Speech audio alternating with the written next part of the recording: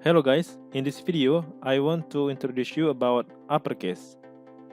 But before I explain this topic, please like, subscribe, comment, and share so that I will be more enthusiastic in making other interesting videos.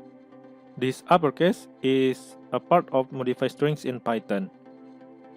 In uppercase, there is a code that forms upper with round brackets. So this method returns the string in uppercase. For example, A equals phrase.